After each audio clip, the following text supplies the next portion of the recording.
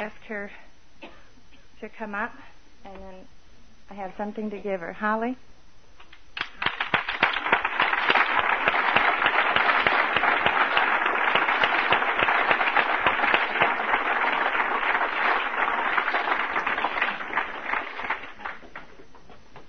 What are you going to give me? Come on. Well, I'm here. You have to wait for the excitement. Well, where's it at? You have to speak first. Oh. You said you had something to give me. Oh. You get rewards. Oh. Boy, we're getting off on a good foot, aren't we? Good evening, ladies and gentlemen. My name is Holly, and I'm an alcoholic. Hi, Holly! My sobriety date is November 11th, 1954.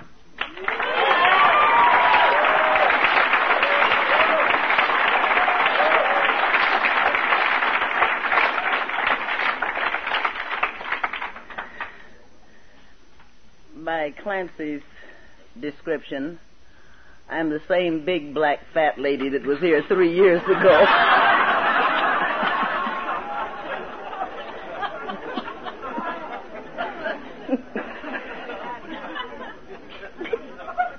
Well, that's what he told the people to look for when they came to pick me up.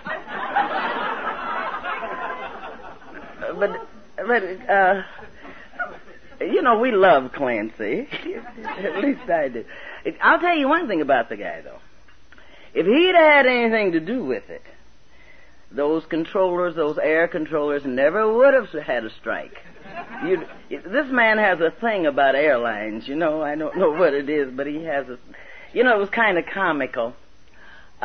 We had a little, shall we say, to-do about the ticket and so forth the last time I was here. Naturally, you wouldn't expect lightning to strike in the same place twice, but it did. This lady called me and she said, you had better see about your ticket before Wednesday or we will have to cancel you out.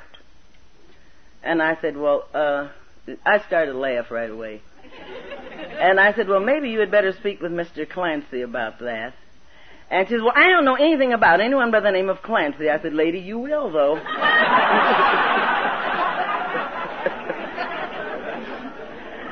And things moved along nicely after that, everything. It is really and truly a pleasure to be here with you again. I always am very pleased when someone asks me to speak on Saturday night, because that, to me, was the beginning of this miracle that I'm going to tell you about. And as far as I am concerned, it certainly was and still is a miracle for me. To begin with, see, I had heard of this fellowship, I would say about 6 or 7 years prior to my coming into the fellowship. I'd heard about AA, rather. But I had this feeling that it might be for, someone else other than me. I hadn't drank too long, only about 20 years or something like that. And on top of all of that, I wasn't a serious drinker. I didn't drink all of this high-priced stuff that other people drank. I'm not going to tell you that I was a wino, because women are not winos, they're winettes. And that's exactly. Now, I know that many of you have heard me before, but please do this. Well, I'll tell you. Do it like this. See, there was a little boy one time. He had just been circumcised, and he went to school, and he squirmed, and the teacher asked him what was wrong with him. And naturally, he wasn't going to tell her he'd just been circumcised, so she said, if you can't sit still, you go down to the principal's office. So he went down to the principal's office, and the principal asked him what was wrong with him. He couldn't sit still, and he wasn't about to tell her either about why he couldn't sit still. He just said, I don't feel well. So she said, well, since you don't feel well, you go back to the class and stick it out till noon. He went back with his pants down. So you'll...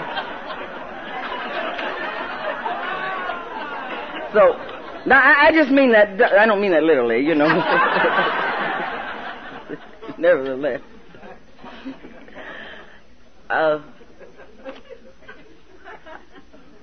I had my first drink, I believe, when I was about 14 years old. My first drink was out of curiosity. My grandfather had a bottle of, had alcohol in it. It was whiskey, and he had ruined the whiskey by putting a lot of rock candy and herbs and crap in it like that. And he kept it in the drawer. And when the weather was bad, Grandpa would come in there, you know, and, he would just cripple in. Oh, it hurt him so bad. He had arthritis or rheumatism, whatever. And he would sit down, and he would open this drawer, and he would take a couple of drinks out of the bottle, and he would rub his leg, and then he could walk away. Well, I went over there one day, I switched over there, and I took a few slugs out of the bottle, and a few more slugs, and I crippled away, And, that was the beginning of a long, long journey for me, and I'm not going to give you a blow-by-blow description of that long journey. I did most of the things quite a few things that some young women don't do, and some do. I got married a couple times there, I think, and marriages are like vaccinations. On me, they don't take. And I had a couple of children. They turned out to be, this is another miracle, they turned out to be very worthwhile people. Very worthwhile people. I was a very good mother, I would say. The children thought I was, because I was the type of mother that if you woke up in the morning and you wanted popsicles for breakfast, you got popsicles for breakfast. Because who has to cook popsicles? And they loved me for this, I never beat anybody too much. I might, slap them on the fanny once or twice. But, I always had a guilt trip. I always felt guilty about punishing my children for anything. And through the grace of God, they turned out to be pretty good kids that you didn't have to beat on. I don't know why. But they were pretty fair people. And they are today, and I'm very proud of both of them. And they tell me that they're very proud of me, my being the delinquent one of the family. They're proud of me. I raised those children by myself. Their father, he was a gambler, and of course I'm not going to tell you his story. The only thing I can tell you about that was that he was throwing it away faster than I could drink it up, so he had to go. I couldn't put up with that type of competition, And being an orphan myself, I was a very possessive person. These were really two people that I wanted. I didn't mind raising my children myself, as possessive as I was. I really and truly wanted them all to myself. I wouldn't mind if the old man stayed there and kicked in a buck or two once in a while, which he wasn't about to do. But I'd always wanted someone close to me. I always wanted someone near and dear to me. My grandparents, tell you the truth, they just weren't too fond of me by no stretch of the imagination. And, of course, I don't blame them. I was not, shall we say, the most lovable character in our neighborhood. And I'd like to tell you here and now, AA is the only thing that I've ever been in my life that I haven't been exiled from, excommunicated from, or any of those kind of things. They've let me stay, I never went to school very long in many places that I was constantly being expelled. I remember I grew up in the state of Ohio, and I had been expelled from school so many times. I just rankled under authority.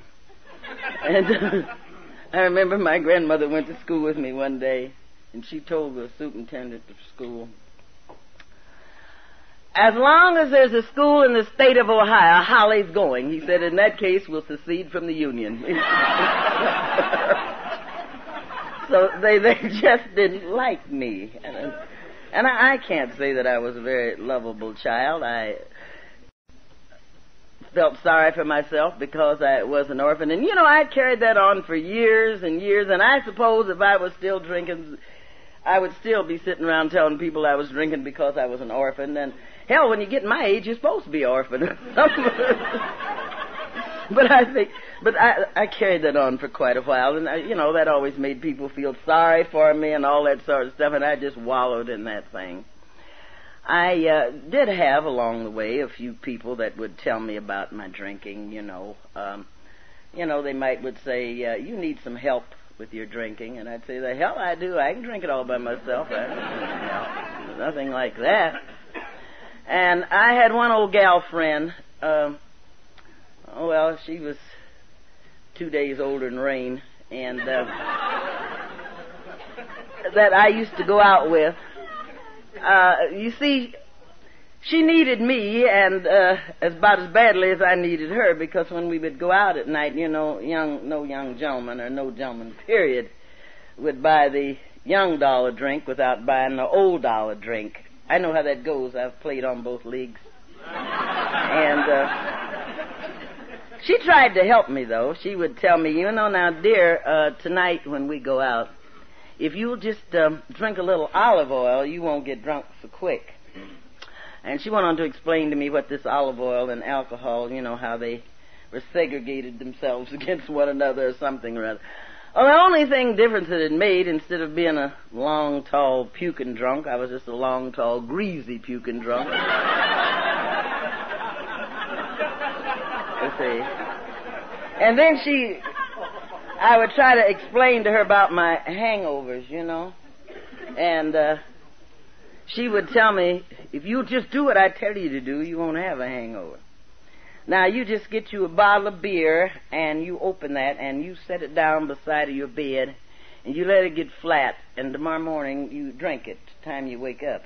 I don't know whether it works or not. There's no way in hell I could go to bed with a full bottle of beer sitting down beside the bed. So I don't know whether that works or not. And maybe it did, or maybe it didn't. I don't know, but it didn't work for me. Anyway. But finally, one Saturday night, I happened to be home, and I was sitting in the kitchen, and a story came on over the radio, and it was called the Glass Crutch. To this day, I don't remember any of the details of that story. All I know, it was about a woman that had a drinking problem. And it said, if you ever need our help, we'll be the first number in the book. Well, I felt then, she's probably drinking whiskey or something like that. She doesn't drink the good wine that I drink, so maybe she needs that. But, that story stayed on my mind. It would come and go. I can remember walking down the streets. This didn't happen every week or every month, but I can remember walking down the street, and the heel plates on my shoes would beat out the words, the Glass Crutch. I can remember at certain times the clock on the wall did not say tick-tock. It said the Glass Crutch, the Glass Crutch. Finally, that day came, as I say, 6 or 7 years later. Now, if any of you have ever read The Hound of Heaven, you'll know exactly what I'm talking about, because if he wants you, he'll get you. One day I was sitting in the living room trying to read the newspaper, and it seemed as if every word on that newspaper said the Glass Crutch. And I said, my Lord, what does this mean? And that story then came back to my mind. The Glass Crutch, because I looked and I could not even read the newspaper without the glass crutch in my hand, and it dawned on me then exactly what it meant. Holly, you've got to have that bottle, that glass, everywhere you go. And this was the truth, friends. I had it everywhere I went. You'd better believe it. I remember one time someone telling me, Holly, if you would get a hobby, you wouldn't drink so much. And I've always loved flowers very dearly. And I had a flower bed out beside of the little house that I lived in. And it was lovely. So I said, I will develop this flower bed. But I would take that bottle of wine out there with me. And when I would get down on my knees to pull the weeds, and I wouldn't stop, so I thought I'd put a straw down in the bottle, and I wouldn't have to stop. Don't ever drink anything out of a straw. It's no good. It goes the wrong way. But, so finally one day, there was a catastrophe there. I knocked the bottle over. Oh, this was a horrible thing. And with the cunning mind of an alcoholic, I knew how to remedy that, so I just simply dug a hole in the ground and stuck the bottle down in the ground so it wouldn't tumble over. Well, lo and behold, before the summer was over, there was more bottles sticking up out of the ground than there was petunias. That's kind of bottles all over the ground, And it wasn't, my friends, that from time to time I was always going to cut down, never cut out. I was always going to cut down. And there were days that I swore, today I will never drink, not today, I'm not going to drink, But if you've ever heard the call of the wild goose, you got to go where the wild goose goes. I can remember, I remember one time, that's a weird thing. You say, I know this is a big deal, this is an event, I can't drink today, But we all know there's that first drink that's going to get you. But I didn't know that then, I remember one of the most embarrassing, humiliating situations that could ever happen to anybody. And it took me, it was a long time before I could tell anybody about this. But it proved my point,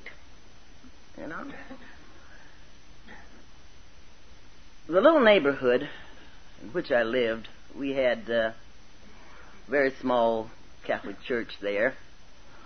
I never will say that I was a practicing Catholic. I was a practicing alcoholic that went to Catholic church, let's put it that way.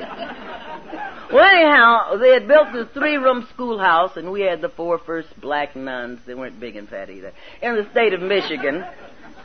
And we were going to have a celebration. And have you ever noticed that people that do the less work do the more celebrating than anybody else, even in AA today? Just don't do any work and you'll out-celebrate anybody. So that day I decided that I would go up and I would help them to get together to celebrate. Now, I made a mistake when I got there. No, Mother Superior made a mistake. She said, I said, Mother, is there anything you'd like for me to help you do? She said, oh, my child, she said, just go and enjoy yourself, and when I want you, I'll call you, I'll send for you. Never tell a practicing alcoholic to go and enjoy himself. Don't ever do that. So I went down to the caretaker's house, and he had a bottle of wine sitting on the table. He shouldn't have did that. And but it wasn't the good wine. It was that, some kind of Morgan David Jive or 12% or something, cooking wine or something. But anyhow, he everybody from all over town was there. All the visiting dignitaries, everybody was there. And they were all drinking out of those little insult glasses like that. And all the grown people, that came in. This was a festive thing in our neighborhood to have this kind of thing going on. I reached and got me a gratitude glass, and I had a drink. We all know what that first drink does, don't you? Oh, what you do? So they finally ran out of wine, and I went to the drugstore or wherever and got some more, but I made a mistake. They made a mistake. I didn't. I never made mistakes, One time I thought I made a mistake, but that was wrong. And I never made mistakes.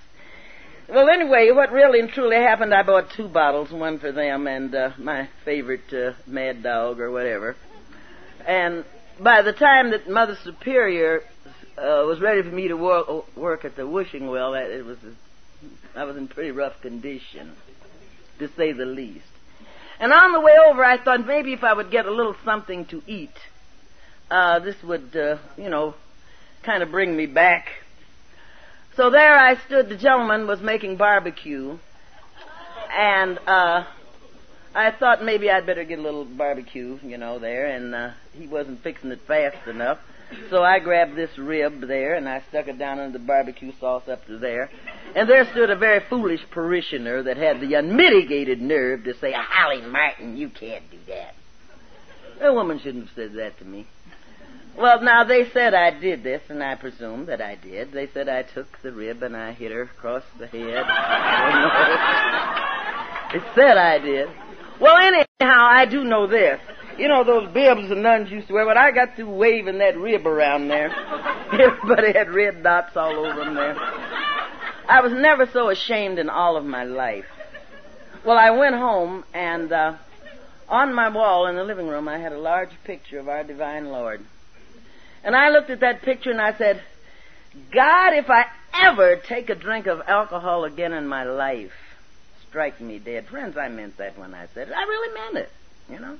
That guilt, that remorse, that humiliation.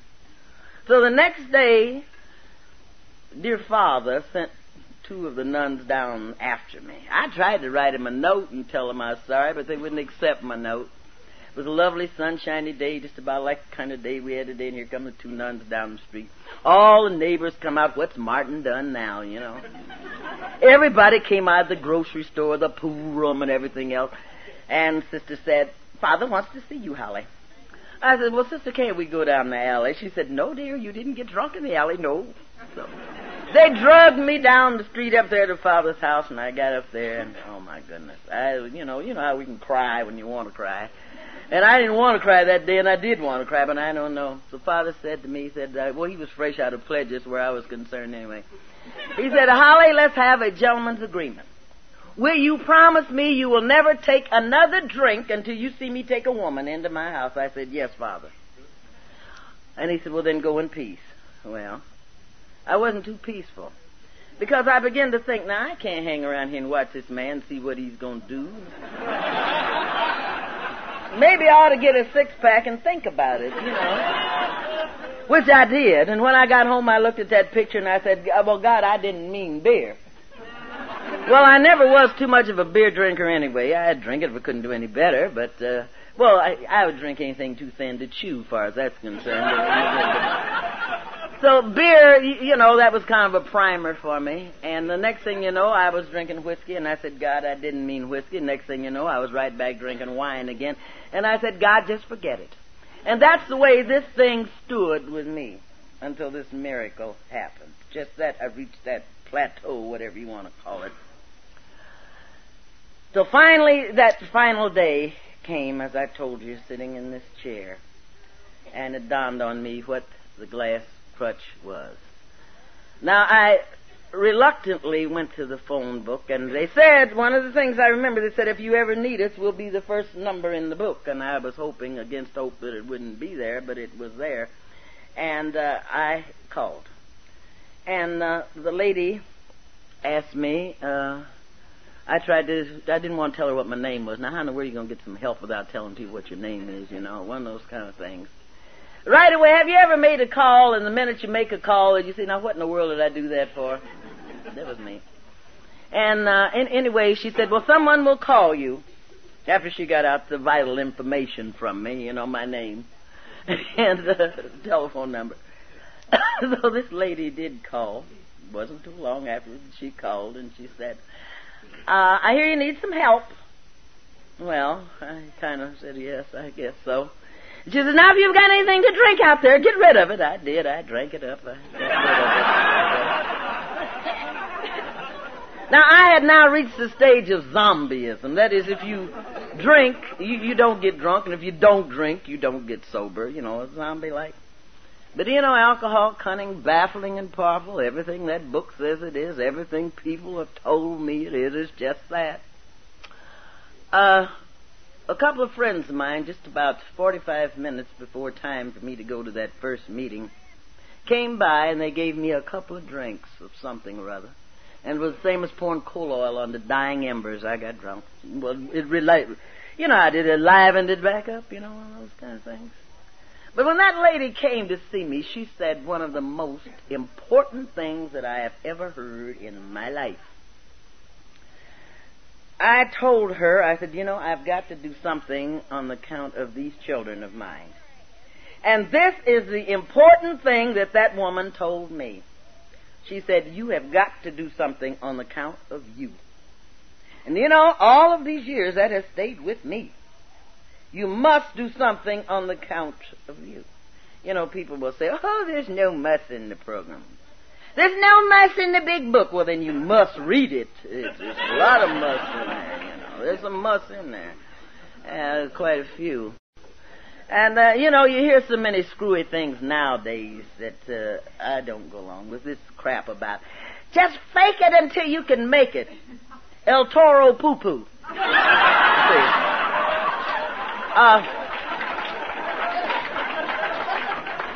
You see, I have been faking it all my life. I've been a phony all my life.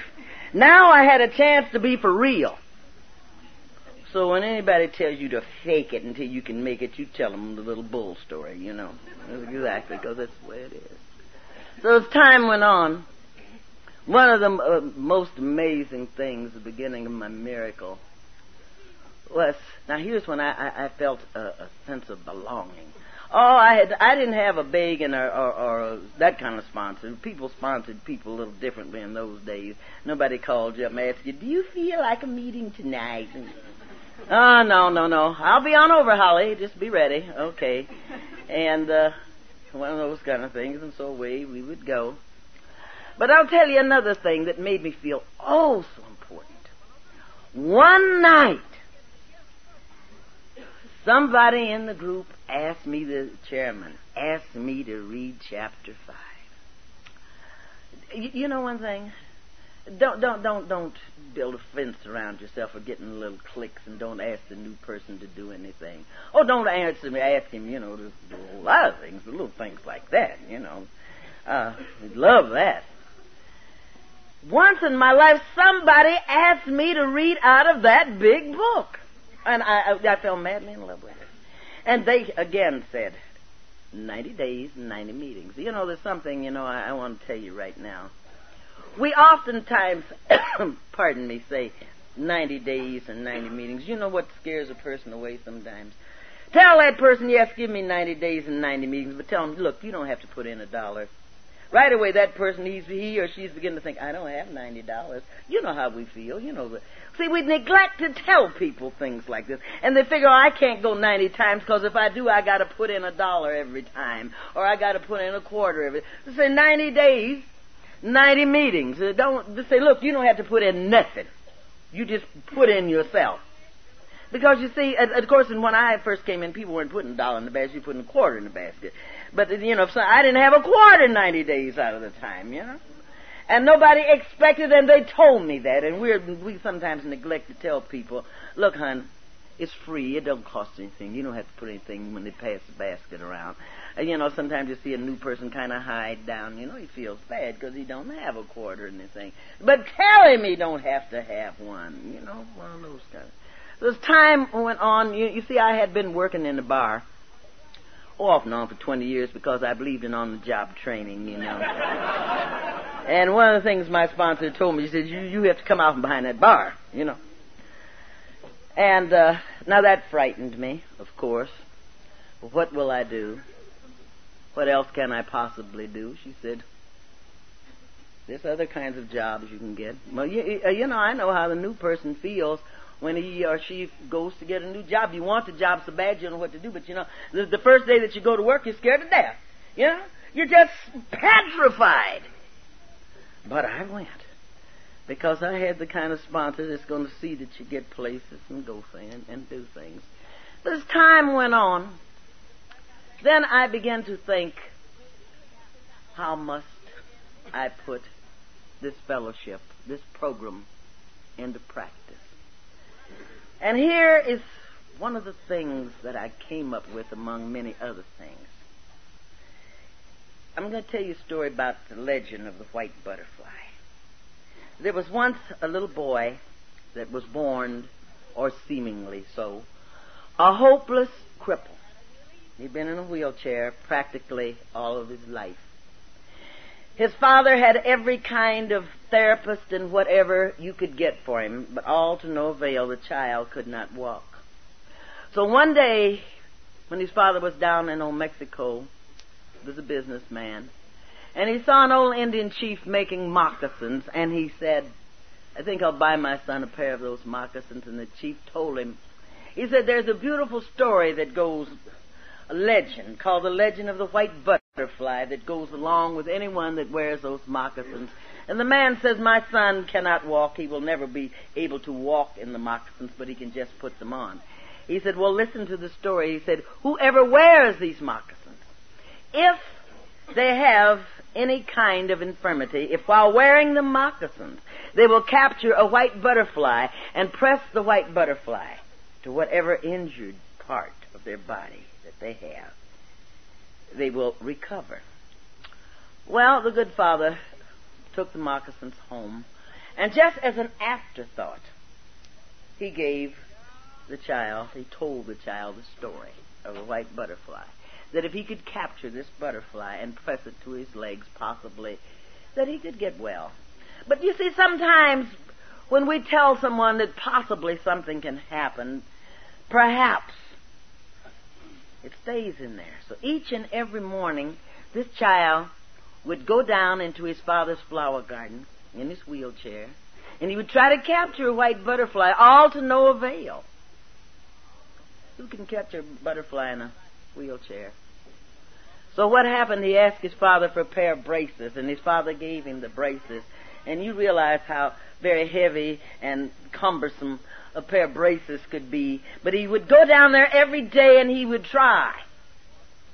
And all to no avail. So finally one day he asked his father for a pair of crutches. Well, who can capture a white butterfly? Or any kind of butterfly with leaning on two crutches? Finally he asked his father for a cane, and his father gave him the cane. And when he went down to the flower garden that day, as he reached out to capture the butterfly, the cane fell from under his arm. And the child found out that he could take a step, and he could take one, and he could take one, and one, more and more. Now, you and I know very well that no white butterfly caused this child to recover. But there's one thing that we do know, and that is this. What had been happening all the time with all of the therapists that his good father had provided for him, that had only been massaging the muscles of his poor legs. But when he began to try, he began to exercise them. And because he began to exercise them, he could walk. Many times didn't I massage my problem, I didn't do anything about it. I just simply massaged it. And how I massaged it. Never exercising it. Well, this child knew then that I had begun to do something that I had never done before. He began to use muscles. Instead of massaging it, he began to use muscles. And the first muscle that he used was the muscle of honesty. And that was the first muscle that I had to use when I admitted that I was powerless over alcohol and my life was unmanageable. That was the first muscle that I had to use. And I had to realize that my honesty meant that I must use this for myself. See, I had to be honest about it. And I really and truly did not know what that word honesty meant, because when I first heard it, it scared me to death. Honesty. When I looked in that book and it says that this demanded rigorous honesty, that scared the hell out of me. Rigorous, I thought you were talking about rigorous mortis or something like that. It scared me to death. See. But it also meant to me this thing, that for me to be honest, do you honestly, no more manipulating, no more trying to con your way out of things, no more saying that I'm going to stay sober for this event or that event, No more, sometimes, we want to stay sober until we can get this back or get that back. And oh, what a grand job I could do from time to time, say. And then take credit for it. Oh, look, I stayed sober. Well, hell, one time I did. I stayed sober one time for 40 days. But before Lent was over, I hated the Pope, the nuns, and all the altar boys. I hated everybody. So we can stay sober, when you want something, But you see, that's just it. No more conning and manipulating. If I want something, I've got to keep my mouth shut and listen to try to get it, And then I mustn't take any credit for it. One day, 2 geese were going to fly south. And like these geese, once you get what you want, oh, the heck with it. Sometimes we want a job. Sometimes you want your family back, and that you get all these things back. And then we're right back where we started, because I was only doing it for one particular thing. Like these two geese that were flying south, and there was a frog asked, could he go along? And they told the frog, man, you can't fly, or frog, you can't fly, rather. They said, you can't fly. But the frog begged so hard to go. So the geese felt sorry for him, and they found a cornstalk there, and they told, and one of the geese said, you put one in your mouth, and I'll put one in my mouth. And they told the frog, now you hang on, and keep your mouth shut, and you'll go. So away they went. And what happened, two hunters was out looking up, and they saw this apparition going through the air with the frog hanging on. And so one of them said to one of the hunters said to the other hunter, he says, isn't that a strange thing? He says, I wonder who thought that up. The old frog opened his mouth and said, I did.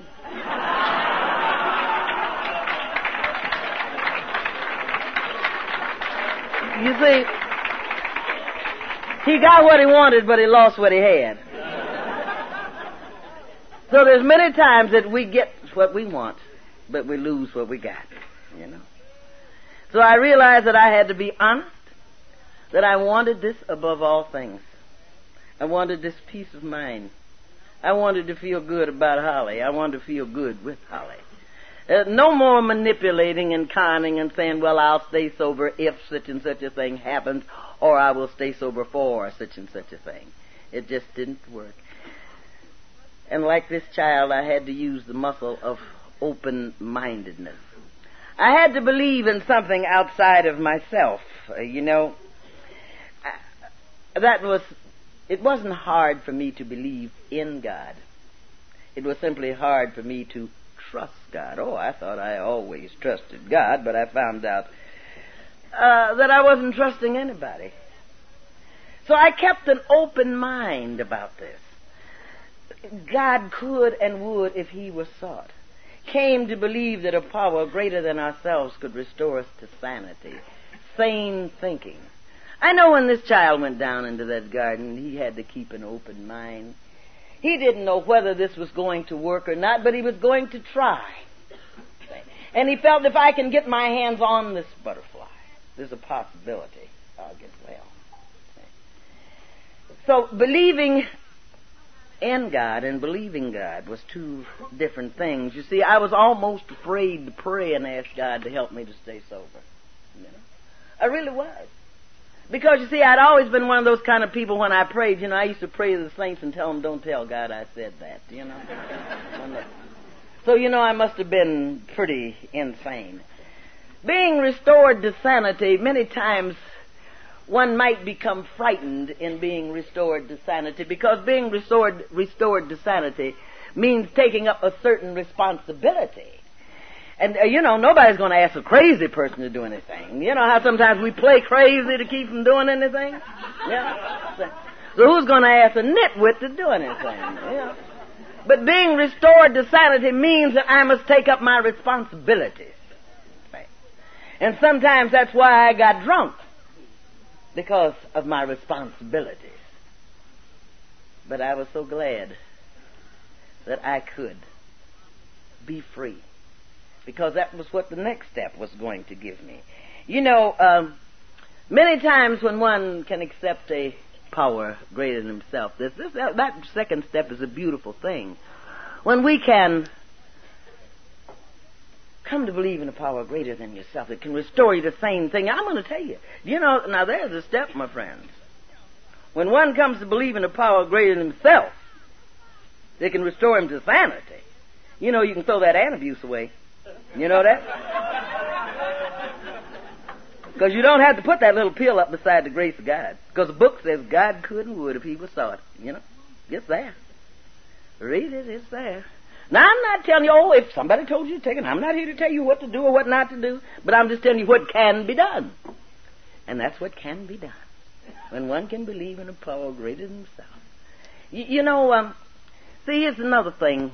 There was once, the book of books tells me, that a man had lain by a pool for 38 years. There was something wrong with him. And as the book of books tells me, that every Once in a while the angels would come down and trouble the waters, and whoever got into the pool first came out, and they were made well. And our divine Lord asked this man one day as he came by there, he said, wilt thou be made whole? That man acted just about like one of us. He didn't say yes or no. He started talking about, well, you know, every time I try to get down in the pool, somebody beats me to it. You know, one of those guys. He didn't ask him that. He asked him, did he want to get well? You know. See?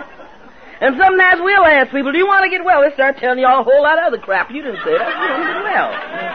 See? Okay. Just that simple.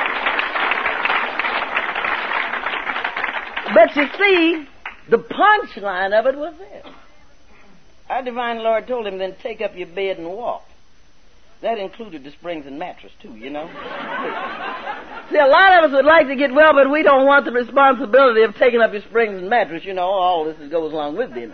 So we'd rather stay drunk and play crazy, you know. But not me. So I kept an open mind, you know. And I realized that, Holly, you're going to have to do this all the way because the big book tells us that halfway measures availed us nothing, you know. And since it told me that halfway measures availed us nothing, that meant the springs and mattress. That meant everything. It meant this. Anytime any person, place, or thing is so important, you got to get drunk about it. That's a person, place, or thing you don't need.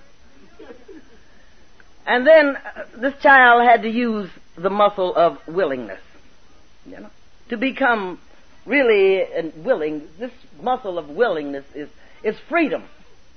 You know. Was he willing to get up and go down there every day?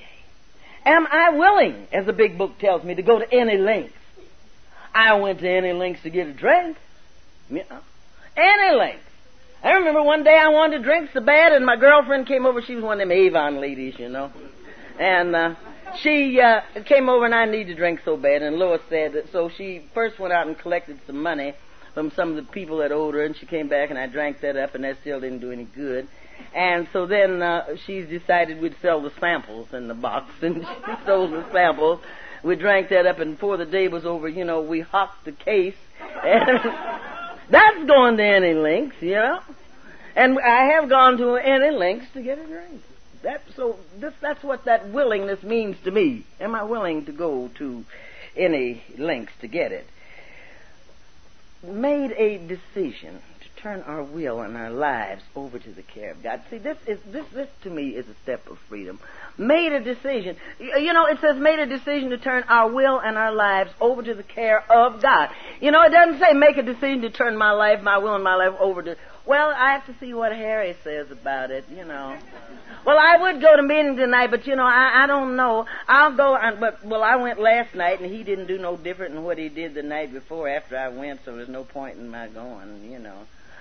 What am I trying to do, impress somebody? No. Sometimes, you know, you get angry talking about, well, I made a decision to turn my will and my life over to the care of God, and so still acting like they always did. Well, he didn't make no decision to turn his will and life over to the care of God. You did, you know. Now I'm going to get mad at you because you don't do that. You know. But I love it. The way that it's written, it made a decision to turn my life and my will over to the care of God. Not waiting to see, well, I'll do this if Johnny acts better or Mary acts better. Regardless, this is what I must do. I must make that decision, you know. Now, not only must I make the decision, I must act upon the decision. You know, I thought that when I first came in here, all I had to do that was one time, make a decision to turn my will and my life over to the care of God, and everything was cool from there on in. But oh no! See, I'm Holly. I have to make this all during the day, you know, many times during the day.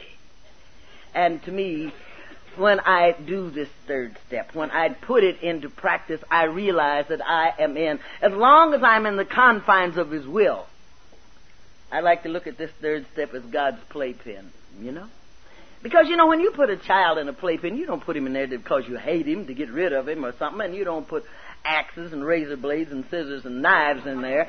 You might feel like it, but you don't. You know?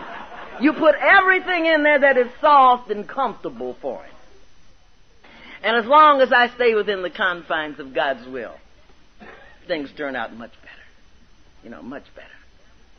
Because this, pardon me, is a step of freedom. When I have the privilege, you see, this is a privilege that alcohol never gave me. Alcohol made decisions for me. alcohol knocked me down on my knees, and see, when I got on my knees now, I can get up. How many times have I got down on my knees, alcohol knocked me down, and I couldn't get up? And you know, the bed will go around, and you say, well, I'll catch it next time it comes around, and you can't catch up with it. That son of a gun can outrun anything in this world. But that frees me from that, you know, frees me from that completely. And then he had to use the muscle of integrity. And this was a lovely, utter sincerity, made a searching and fearless moral inventory of ourselves. And I'm sure that this youngster made this kind of inventory. See, alcohol has the way, at least it did for me, I don't know about anybody else, it seems to bring out all the meanness, the spite, the violence. Now, as long as you're massaging me, everything's, I'm a wonderful person to get along with. But when things go in the wrong direction, it brings out the meanness, the ugliness, the spitefulness within me. And that was it with me. But now, when they told me about this searching and fearless moral inventory, and it meant utter sincerity. Sincerity with who? With me. See, this was the disrobing time of my life. The disrobing time. You know, like the first two people that were created when the world was still fresh from the hands of Almighty God. These two people, through disobedience, you know, discovered that they were naked. You know, naked. That's what alcohol did for me. It rendered me naked. See, there's a difference between being nude and naked. Nude means you don't have any clothes on. Naked means you are defenseless. And when I took a searching and fearless moral inventory, and I'm so glad it was right after that third step, see, because then I didn't have to be frightened at my nakedness. And like these two people that Almighty God had first created, I too had made a garment out of fig leaves. The first fig leaf that I put on was fear. And then it was pride. And then it was self-pity. And then it was remorse. And now in inventory I had a chance to disrobe. And this to me was a relief. You know, it went something like this with me. You know, there was once a man that always had to have his way about everything. And one night he got into a terrible argument with his friend. And during this terrible argument with his friend, he killed his friend, and he hid the body of the man. Now, this man was a very handsome, very comely man, and very well loved in the neighborhood. Hypocrisy, of course. And as he would go through the neighborhood, all the ladies would smile, and the courtesy, and the men would tip their hats and all that jive, and he just fell for that, you know. So he couldn't let these people know that he would commit a murder because of his violent temper. See, he'd kept this temper hid, you know. He ought to pull that on special occasions on special people. Okay, so what happened was one evening when he went home, the spirit of the man was there, and this man says, you've got to admit that you murdered me. And he says, oh, no, anything but that. I will do anything but that. So the spirit of the man said, well, I'll tell you what you do from now on. Carry me around on your back, and I will be the invisible man. No one will know that I am there but you. And the man agreed to this. And each and every day, this invisible man, the spirit, would mount his back as he went out. Now, the first day carrying a burden isn't too bad, you know. As he'd go along, he could smile and he could speak and everything was fine. But you see, those bones grew heavier and heavier and heavier. And with the flesh falling off of those bones, the stench grew greater and greater and greater. And no one can walk up straight with a bag of bones on his back.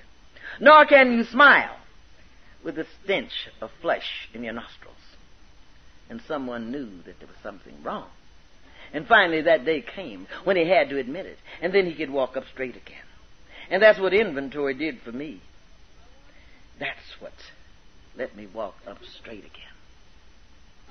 When I stopped smelling the stench, you know. And when I got rid of that bag of bones.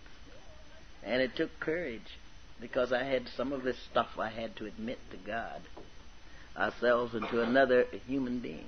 And that was a muscle that I had to use, was that muscle of courage, you know. Many times, you know, we might say, at least I said to myself, how could I have done this? Oh, me. Holly Martin done something like this? Oh, just like that man, you know. Well, you know, here's one of the things that alcohol helped me with. It was always my ally, of course. I was reading one time about a certain vegetation that had sprung up over in England after the World War II because of the terrific amount of bombing that had gone on over there, and this, whatever you call these people, geologists or whoever fools with weeds and that sort of stuff, I don't know what you call them. Well, nevertheless, they discovered that because the earth had been bombed so badly, that this caused this vegetation to manifest itself again. After all of these years. It hadn't been there in thousands of years. And I looked at that with myself. You ask yourself, how could you? After the terrific bombing you have been through, and then you're going to ask yourself, how could you have done that? Those things were there, Holly. But alcohol helps you to bring them out, you know. And many times in taking the fifth step, you know, I realize it's a tough titty, but you need the milk, you know, and that kind of thing. And it's hard, but it's fair. But sometimes when we look at step 5, see, and I want to be honest about it. Why, Holly? The exact nature. So many times the exact nature of a person's wrongs is merely loneliness. See, loneliness has caused more crime than poverty ever dreamed of. Many times we do things simply because we are very lonely people. The wrong thing is about when I tell you why I did it. Many times I went many places and did many things, and I come back and I told you, oh, yeah, you know, I was down there and I turned everybody on. I was down there because I had nowhere else to go, you know. I'd alienated myself from everybody that was decent. Nobody else really wanted to be bothered with me. But I wanted to make you think I went down there to be a big shot. I could look down on those people, you know. But those people, do you know one thing? One drunk knows another drunk. I wasn't putting nothing over on them that they didn't know. Nothing at all. And then this youngster, as he began to recover from his illness, he used the muscle of self-respect. Sometimes we feel that when we speak of these little things, when one gets to the place where he's entirely ready to have God remove all these defects of character, he thinks it's some great big thing. Oh, defect of character, that's got to be something real big. No. Entirely ready to have God remove all these defects of character. Those little bitty stupid things, like begging and conning and manipulating. The kind of little stupid things like that I used to do, conning people out of things. Have you ever been around anybody, you know, and you could be talking to them about the weather or anything else, you know, and they happen to open their wallet or pocketbook and you see more than 2 5s in there and you just got to borrow one of them, you know, just got to. Have you ever been around anybody, you know, that he always left his cigarettes in his room or in the car or someplace like that, you know? Always got to be one up on somebody. It don't make any difference if he comes to your house, he's got to have a matchstick or anything. Just got to be begging and conning, manipulating. It doesn't have to be any great big thing. Those little bitty things, you know, those are the ones that seem to steal my self-respect. The little bitty things that I wouldn't want anybody, you know, to know that I would do. And how sometimes we beg for compliments. We want people to compliment us. Somebody, maybe you can play the piano real well. Not in me, I can't play anything. But anyhow, someone will say to you, well, you know, you played beautifully. Oh, you think so? You know damn well you played the best. They keep asking. Keep asking. Oh, do you think? Tell them, hell no, I just said that, you know, to get rid of them, you know. Because in here, we don't have to beg for anything. Almighty God will give each and every one of us what we need, and all we've got to do is to say thank you to our fellow man because we have learned to appreciate them. And then, on the other hand, entirely ready to have God remove all these defects of character. Probably when this child was still ill, people cleaned up behind him. There's a great possibility that he threw tantrums and messed up things, or he was incompetent and people cleaned up. See, we are big boys and girls now. I realize you're grown up now. You don't need anybody to lie for you. You don't need anybody to clean up anything that you've done wrong. Admit it, you know. You don't need that. You don't need for anybody to pick up the phone and say, well, Holly can't come today because she's got the croup or this or that or whatever. Holly can't come today for two reasons. Either she really is ill or she just doesn't want to come. That's all there is to it. It's just that simple, you know. You know, sometimes a person will say, if you don't get over here, you're going to get fired. I said, you can't fire me. I'm retired. How are you going to fire me? I'll come if I want to come. Now, this youngster, he also had to use the muscle of patience.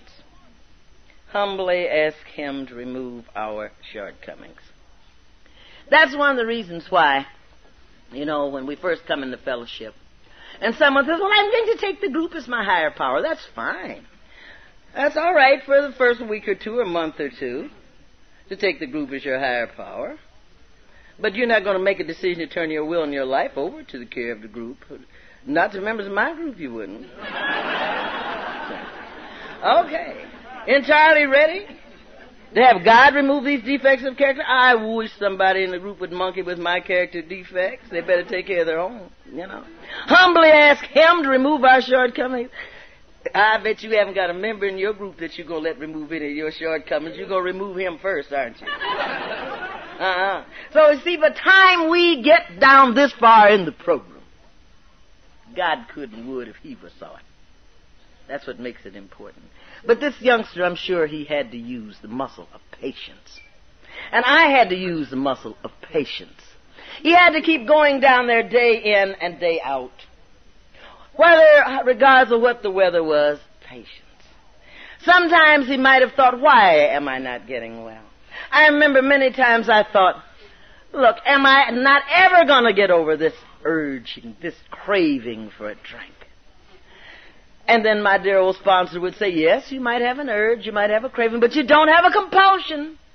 And that's right, you see, you can't have a compulsion without first consent of the will. And I had made up my mind, with God's help, I will not take a drink. You know, when somebody comes and tells you, that old compulsion hit me, you are lying like a dog. You will not have a compulsion until you pick up that first drink. Say, urges and desires, yes. But God and I can handle that. See, I've had urges and desires to slap judges, but I didn't. And I never was compelled to it. Sometimes, you know, we get mad and we will say, or we might hear someone else say, well, you know, after all, I don't see how I got railroaded into this thing anyhow. Impatient. Say, God doesn't answer my prayers. Oh, yes, God answers all prayers. Sometimes he gives us a divine snub. You're not ready yet, you know. So you get that every once in a while, you know. And then, you know, this child, he realized as he was on the road to recovery, he had to use the muscle of amends. Now that is the big one. That muscle of amends. You know, where we want to straighten out things with people. You know. To make a direct amend, I didn't think that I would ever do. We're entirely ready, you know, to have God remove these defects of character. I didn't also recognize that one of my biggest defects of character was it was hard for me to ever say, I'm wrong. You know. That was hard to say, I am wrong. See? But now when it comes down to amends, made a list of all persons we have harmed and became willing to make amends to them all. Made direct amends whenever possible. The first thing that I had to learn to do was to forgive myself. And that was hard. But who am I? If Almighty God in all of his goodness and greatness can forgive me, am I greater than him to say, oh, I can't forgive me? He did. But yet I can't, you know. But continuing going to meetings. You see, human contact changes human conduct. By contacting people that were like myself, that were struggling with the same thing that I was struggling with, I was able to do this. But it was hard. It was very, very hard. But then, another beautiful thing that happened when it come down to making amends was that feeling that I had within me. Once that it was over with, and that person did not accept me, then they had a problem. I didn't have them on anymore. They did. Now, of course, I didn't have such a rough time looking people up because the people got away from me right quick. They didn't let me do too much to them to begin with. You see, when I first came in AA, I hated everybody. And then as I become sober, I just hated the people I knew, So that helped me, that helped me quite a bit, And then this youngster, he had to use the muscle of preservation. He had to continue to exercise because he wanted to preserve what he had. So he had to continue to exercise each and every day. Now, I have to continue to exercise. One of the ways not to continue to exercise is to go down there and sit on that bar stool to see if my fanny still fits it, Sometimes, we get real great. Well, I'm going to go down here and I'm going to show people that I can sit here and have just as good a time as anybody else and I don't drink. Oh. Well, that's... And if I'm down here, sitting down here, I can influence somebody. You better watch out that you don't get influenced first, So this child, he didn't go down there every day and sit in this chair. And sometimes, we can feel so great that I'm going down here and I'm going to change everybody. One time the eagle was looking at a seal that had just come up out of the water. And the seal was laying on the bank. That's where he wanted to be, on the bank, in the slop there. And this eagle was feeling so great. He says, I'm going to pull this seal up on dry land where I think he should be. He has no business in this slop. So he swoops down on the seal and he fastens his talons into the seal.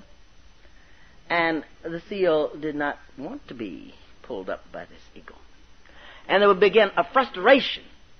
You see, many times when we stick our talons into something or somebody that doesn't want to be pulled back, frustration sets in. The more they pull one way, the harder we pull.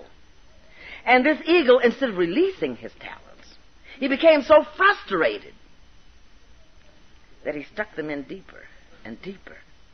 And that seal pulled him right on out in the ocean and drowned him. And I have had to learn that in every facet of my life. That when frustration makes me think that you're going to pull something out, you're going to change things your way, I must remember, baby, you might get pulled down that much deeper. So you better cool it, And I have had to use that in many ways. That when I think that I'm going to take over and I'm going to make somebody do what I want them to do. And when that frustration sets in, instead of me releasing my talons and I dig in deeper, frustration sets in and I might get pulled down too. And it does happen. So I have to continue to exercise also humility, which is very, very hard because I don't have very much of it, very little. But I have to remind myself, you are God's child. You are not God, That's it. That's it. I heard somebody when they read the big chapter 5 there one time was saying when this person got to what an order I can't go through with it, that a voice spoke out and it was God saying, what an order I can't go through with it, with this person, And then this youngster, as he began to improve, he began to use the muscle of gratitude, sought through prayer and meditation to improve our conscious contact with God, praying only for the knowledge of His will. Isn't that wonderful? Only for the knowledge of His will.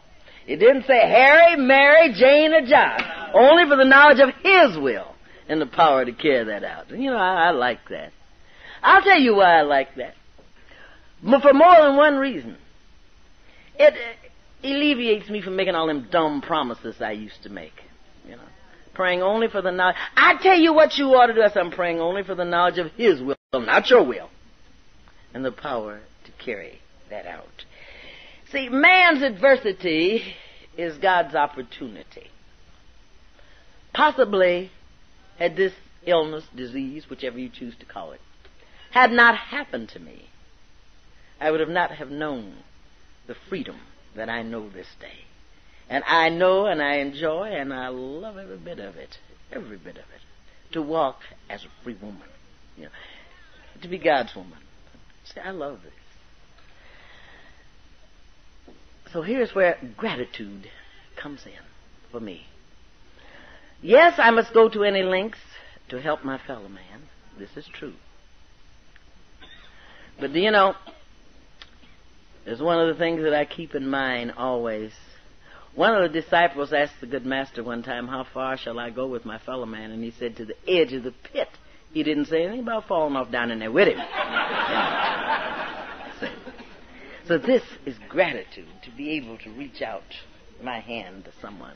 It is gratitude when I can get down on my knees at night. And sometimes I don't wait till I get down on my knees. My heart kneels. Because I think of the story of the shepherd's crook. As the shepherd takes his sheep out each day into the pasture so that he can feed them, or they can feed themselves, whatever. When they come home at night, and there's any burr sticks in their ear or a scratch on their nose, there's anything wrong with them, the old shepherd, he takes his crook and he touches this sheep if there's anything wrong, and he touches him so he'll step out of line. And as the rest of the sheep go into the corral, then the sheep that has been injured comes back, and the old shepherd can administer to him. And the little sheep, out of gratitude, a dumb sheep that can't say a word, will lay his head on the shepherd's knee, just to let him know that he's grateful and he's thankful. And do you know how many times you and I, especially this eye, forgets that? A dumb sheep has got more sense than you have. After all that he's done for you, you cannot say thank you and be grateful. The minute adversity strikes, you get angry. Sometimes I have to think it's just but the touch of the shepherd's crook. I often think of this beautiful step in correlation to the 23rd Psalm. He maketh me to lie down in green pastures. Most of the time, he knocketh me down in green pastures. I haven't got sense enough to lie down,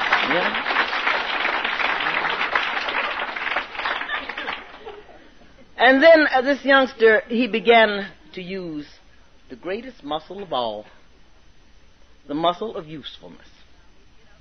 See, a plastic spoon is useful, and when we get through with it, we discard it and throw it away. But a silver spoon is not only useful, it's valuable. And that's what we try to do, is to be useful to our fellow man and valuable to our Maker and our Master. To carry the message. If we had to use these great big words and all that sort of stuff, I'd never make it, because they told me in the first place to keep it simple, But it is a privilege to me to be able to carry the message. You see, when I was drinking, I carried the message. You better believe it. I always had some kind of message. If I didn't have one, I invented one. You know what I mean? See. But now to carry a message that other people. And the first message that I must carry, because the big book tells me, be sure that your own house is in order. See? And also, it's the promises.